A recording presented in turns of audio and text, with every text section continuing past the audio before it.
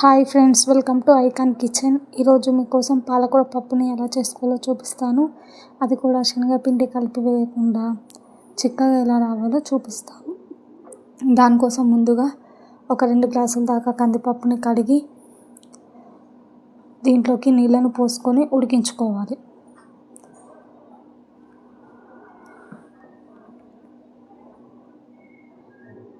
దీంట్లోనే కొద్దిగా 2 చుక్కల దాకా ఆయిల్ని వేసుకోవాలి. అలాగే పచ్చిమిర్చి ముక్కల్ని వేసుకోవాలి.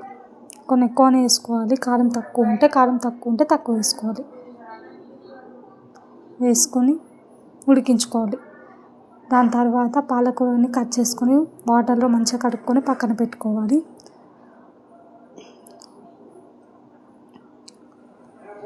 కందిపప్పు ఆల్మోస్ట్ ఉడికిపోయింది అనుకున్న టైంలో పాలకూరని యాడ్ చేసుకోవాలి.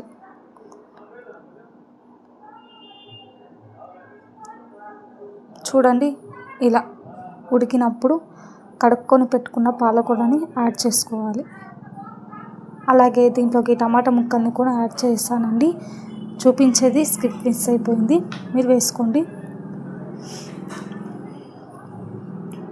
ఓసారి కలుపుకొని పాలకూరని, టమాటాలని, పప్పుని మెత్తగా ఉడికించుకోవాలి. అవసరమైతే కొన్ని వాటర్ని పోస్తూ ఉడికించుకోవాలి.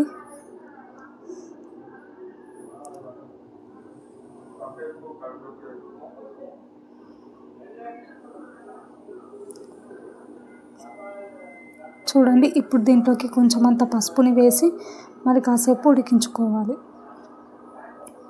పప్పు అన్నది మెత్తగా ఉడకాలండి. పాలకూర కూడా మొత్తం ఉడికిపోవాలి. దీంట్లోనే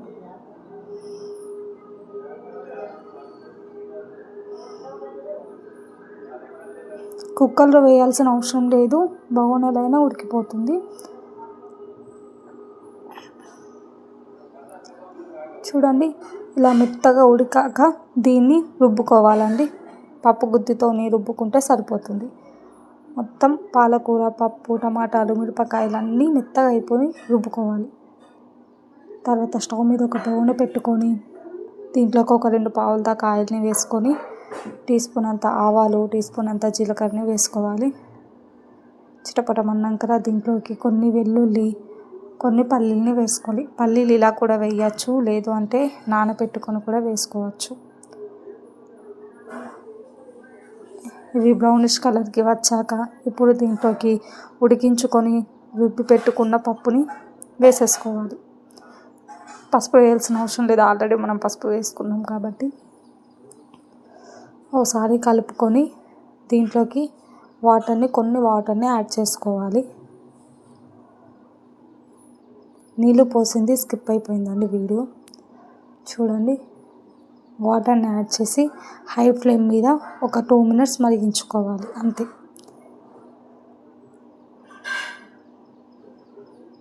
మరీ నీళ్ళు ఎక్కువ పోయొద్దు, పలుచగా అయిపోతుంది. చూడండి, ఇలా మరిగే టైంలో కొంచెం అంత ధనియాల పొడిని వేసుకోవాలి.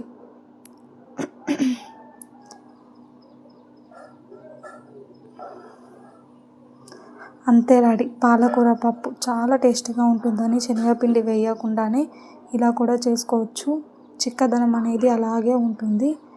టేస్ట్ కూడా చాలా చాలా బాగుంటుంది. మీకు ఈ వీడియో కనుక నచ్చినట్టయితే వెంటనే ఐకాన్ కిచెన్ని సబ్స్క్రైబ్ చేసుకోండి, లైక్ చేయండి, షేర్ చేయండి, కామెంట్ కూడా చేయండి. Thank you so much. Bye bye.